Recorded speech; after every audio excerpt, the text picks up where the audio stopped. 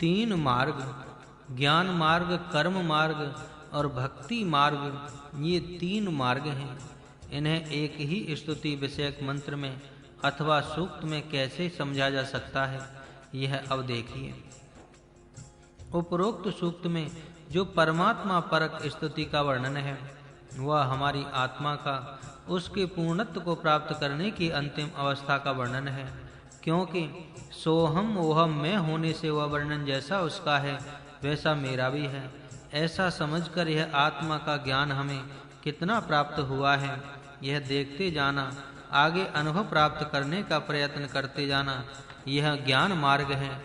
परमात्मा क्या कर्म उसके सदृश में होगा, ऐसी भावना से अपने कर्तव्य क्षेत्र अनुसार यथा संभव निर्दोष पूर्ण कर्म करते रहना, यह कर्म मार्ग है।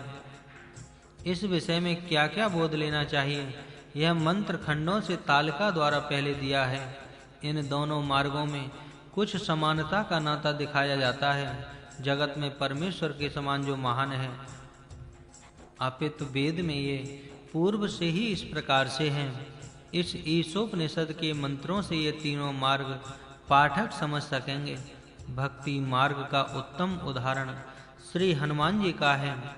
राम नाम के जप से अंतरंग की पवित्रता करनी और श्री राम के जगत उद्धारक कर्मों का यथाशक्ति अपने ऊपर भार लेकर ईश्वर की ही बहिरंग उपासना करनी, ये भक्ति मार्ग के द्विविध कार्य श्री हनुमान जी को जीवनों को देखने से स्पष्ट प्रतीत होते हैं।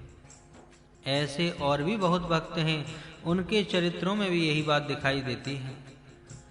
ईशोपनिषद में विद्या प्रकरण और संभूति प्रकरण है। उनमें विद्या अविद्या और संभूति असंभूति इन शब्दों के अनेक भाष्यकारों ने अलग अत्यंत विविध अर्थ किए हैं। इसलिए इनके अर्थ अंतर्गत प्रमाणों से क्या होते हैं, यह यहाँ दिखाना आवश्यक है। इनका स्पष्टीकरण इस प्रकार है। प्रथम मंत्र में ईशावास्यमिदं सर्वम ऐसा वाक्य है। इसमें ईश और इदम ये दो पदार्थ ज्ञातव्य हैं और ये एक दूसरे से भिन्न हैं। इनका ज्ञान क्षेत्र है ईश इदम, ईश जगत, ईश अनीश, आत्मा अनात्मा, आत्म विद्या अनात्म विद्या, विद्या अविद्या। इस प्रकार ये शब्द प्रथम मंत्र के अनुरोध से बनते हैं। यही शब्द विद्या अविद्या प्रकरण में क्रमशः आत्मज्ञान और जगत का विज्ञान इस अर्थ में आए हैं। पहले मंत्र के पदों का विचार करने पर अगले मंत्रों का स्पष्टीकरण सुगमता से हो जाता है और किसी भी प्रकार शंका नहीं रहती। जगत का वर्णन करने वाले हैं। जगत कैसे हैं, इसका जगत के समूह का नाम ही जगती है। संग के आधार से व्यक्ति इस जगत में रहता है। यह जगत का नियम है। एक और उसकी जाति यह जगत का रूप है। जगती जगत, संभूति असंभूति, संग व्यक्ति। धातु संभू का अर्थ एक होकर रहना है। एक होकर न रहने के भाव को असंभू धातु दर्शा रही है। एक होकर जमा करके रहने की कल्पना और अकेले अकेले रहने की दूसरी कल्पना, ऐसी दो कल्पनाएं संभूति असंभूति इन दो शब्दों में दिखाई गई। इन दोनों की जंजीर बनाकर उससे मनुष्य की उन्नति किस प्रकार साधी जा सकती है, यह इस प्रकरण में दर्शाया गया है। परस्पर विरोधी शक्तियों से एक दूसरे के लिए सहायता कैसे प्राप्त करनी चाहिए, यह बात पाठक यहाँ अवश्य ध्यानपूर्वक देखें। क्योंकि जगत में सर्वदा परस्पर विरोधी विचार की यदि कहीं भेंट भी नहीं हुई तो एक दूसरे के विचारों की एकता न होने से प्रायः झगड़े होते हैं और उनके बढ़ जाने से दोनों का नाश हो जाता है। परंतु यदि दोनों विरुद्ध शक्तियों को एक केंद्र में परस्पर सहायक बनाया जाए तो दोनों का अनेक प्रकार से कल्याण हो सकता है। विरोधी प्रतीत होने वाली शक्तियों को सहायक कैसे बनाना चाहिए, यह इस प्रकरण का विचार करने वाला सुगमता से समझ सकता है। असुर लोक गाढ़ अंधकार से व्याप्त है, ऐसा तृतीय मंत्र में कहा है। ये असुर लोक कौन से हैं, इस विषय में बहुतों ने बहुत से तर्क किए हैं। कितनों ने सूर्य जहाँ नहीं है ऐसे देश ऐसा अर्थ किया है, परंतु यहाँ पर असुर शब्द है, असुर नहीं। दूसरे कुछ मानते हैं कि असुर का अर्थ राक्षस है और उनके देशों का नाम असुर लोक है, परंतु ये सब ठीक-ठीक प्रतीत नहीं होते। वेद में असुर यह शब्द प्राण शक्ति असुरा देने वाला इस अर्थ में परमेश्वर के लिए आया है।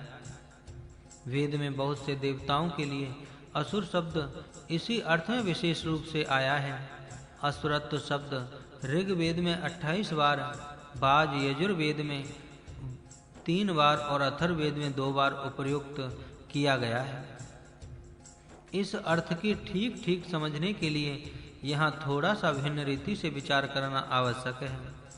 शरीर में असु प्राणों की शक्ति को गति देने वाला आत्मा है।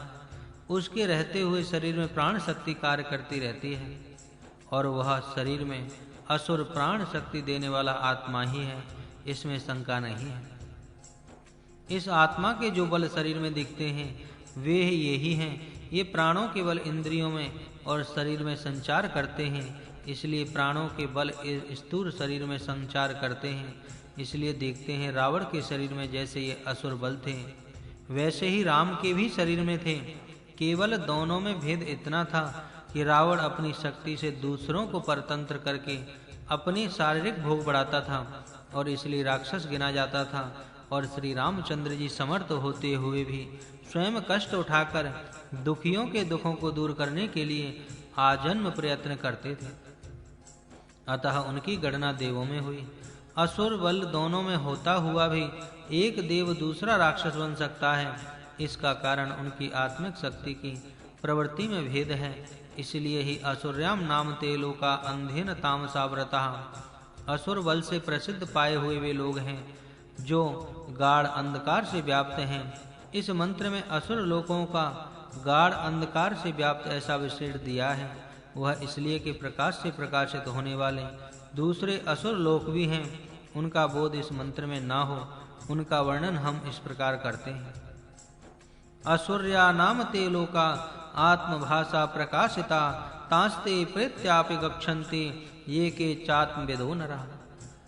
असुर बल से प्रसिद्ध वे लोग हैं जो आत्मा के तेज से प्रकाशित होते हैं। उनमें मरने के बाद भी उनकी गणना होती है जो कोई आत्मज्ञानी नर हैं। यह श्लोक हमने अपनी अपनी कल्पना से बनाया है।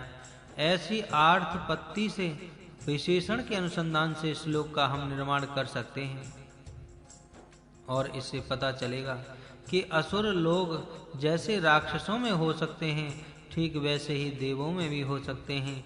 रावण और राम दोनों ही असुर शक्ति से युक्त थे, पर रावण अंधता व्याप्त था और दूसरा आत्म प्रकाश से पूर्ण था।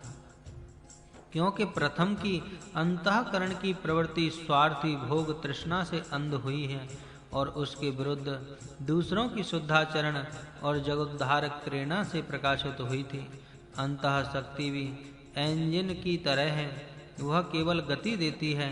इंजन की शक्ति से काटने के यंत्र जैसे फिरते हैं वैसे ही जोड़ने के यंत्र भी फिरते हैं। इसी प्रकार यहाँ भी समझना चाहिए। धन का अपहार। प्रथम मंत्र में माँ ग्रता कस्य स्विद धनम ऐसा एक चरण है। उसका लोभ मत कर, धन भला किसका है, ऐसा अर्थ हम पहले कर आए हैं। कुछ लोग इस मंत्र खंड के ऐसे 2 भाग न मानते हुए कस्य सुधा धनम माग्रधा किसी के भी धन का लोभ मत रख ऐसा अर्थ करते हैं। यद्यपि यह अर्थ बुरा नहीं है, तथापि इस मंत्र में जो स्वतः शब्द है वह प्रश्नार्थक है। क्या भला ऐसा ही उसका अर्थ होता है? कस्य सुतः इसका कस्यचित ऐसा अर्थ नहीं होता। दूसरे किसी के भी धन पर लोभ मत रख ऐसा अर्थ कई मानते हैं। दूसरे के धन का अपहार मत कर, दूसरों को लूट करके अपने उपभोग मत बढ़ा, यह एक उत्तम ही उपदेश है। पर इससे अर्थापत्ति द्वारा एक ध्वनि निकलती है कि स्वयं कष्ट उठाकर प्राप्त कोई ही जो धन संपत्ति हो, जो पैतृक संपत्ति अपने भाग में आई हो, वह दूसरों की न होने से केवल अपनी ही होने से उसका सर्व संपत्ति का हम स्वयं चाहिए ऐसा उपयोग करें, उसमें कोई भी आपत्ति नहीं। इस दृष्टि से यह अर्थ धर्म की दृष्टि से थोड़ा सा गौण ही प्रतीत होता है। धर्म ऐसा कहता है कि जो कुछ हमारा धन हो उसका भी लोभ न करते हुए उसका यज्ञ करना चाहिए, अर्थात उसका विनियोग सज्जनों के सत्कार करने में, समान लोगों की संगति करण में हमें करना चाहिए। उनकी न्यूनता हटाकर पूर्णता करने के लिए दान देने में व्यय करना चाहिए। यज्ञ अर्थात सत्कार संगति, दानात्मक सत्कर्म अपने धन का इन कर्मों में उपयोग करना चाहिए। अपने धन का ऐसा उपयोग करना ही वास्तविक व्यक्तेन भुंजी था ऐसा ही माने। ऐसा अपने धन का यज्ञ करने जो कुछ अवशिष्ट रहेगा उसका अपने लिए भोग करें।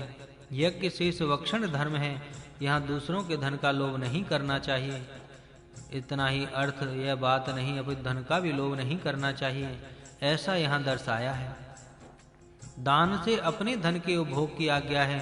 धन का लोभ मत कर। किस किस व्यक्ति का भला धन है इसका विचार कर। ऐसा मंत्र का अर्थ सीधा दिखता है। विचारक को उसी समय पता लग जाएगा कि धन किसी एक व्यक्ति का नहीं है, क्योंकि जो व्यक्ति धन मेरा है ऐसा मानता है वह व्यक्ति थोड़े ही समय में सब धन यहीं पर छोड़कर चला जाता है। इसलिए धन किसी भी एक व्यक्ति का नहीं, यह सत्य है। धन सब जनता का, समाज का, संघ का अथवा जाति का या समष्टि का है, व्यक्ति का नहीं है। यद्यपि धन कुछ काल के लिए एक व्यक्ति के अधीन होता है तथा उस धन का वास्तविक स्वामी समाज है और वह व्यक्ति उस समाज के धन के एक भाग का विश्वतस्य पंच है। पंच अपने आधीन धन का अपने लिए उपयोग नहीं कर सकता, वह जिसका है उसके लिए उसका उपयोग कर सकता है। ठीक इसी प्रकार यहाँ प्रत्येक व्यक्ति को अपने धन का यज्ञ करने से ही अधिकार है, अर्थात जनता के हितार्थ कर्तव्य कर्म करने में ही खर्च करने का उसे अधिकार है। उस धन का अपने भोग के लिए खर्च करने का उसे अधिकार नहीं है। ईशोपनिषद के अंतिम मंत्रों में अग्नि देवता की प्रार्थना है। वह अग्नि शब्द से किसका बोध लेना चाहिए इसका विचार करना चाहिए। बहुत से लोग अग्नि शब्द से यज्ञ उपयोग में आने वाले आग ऐसा यहाँ समझते हैं।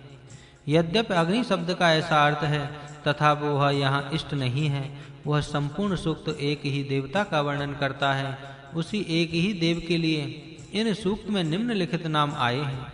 इन शब्दों पर विचार करने पर स, त, ई, स्वयंभू, कवि, सत्य, पूषा, यम, अग्नि, आत्मा इत्यादि सब नाम एक ही परमात्मा के हैं ऐसा स्पष्ट दिखता है। एक सूक्त में एक देवता के ही गुण दिखाने के लिए ये शब्द आए हैं। आत्मा के अतिरिक्त इस सूक्त का अन्य कोई देवता आज तक किसी ने भी नहीं माना है। अतः अग्नि आदि शब्द एक आत्मा के ही वाक इस सूक्त में आए हैं, यह निर्विवाद है। यही आशय निम्न ऋचा भी दर्शा रही है। इंद्रम मित्रम वरुण अग्नि माहुरथो दिव्यम सह सुवर्णो गरुत्मानः एकम सद्विपा बहुधा वदयन्त अग्नियम मातरिश्वान माहु। इस मंत्र में एक आत्मा के इंद्र, मित्र, वरुण, अग्नि, दिव्य, सुवर्ण, गरुत्मान, यम, मातरिश्वा ये नाम है ऐसा कहा है। इस वेद मंत्र को देखने से अग्नि, यम आदि शब्द उस एक अद्वितीय स्वयंभू परमात्मा के ही वाचक हैं, इस विषय में शंका नहीं रहेगी। ओम शांति शांति शांति।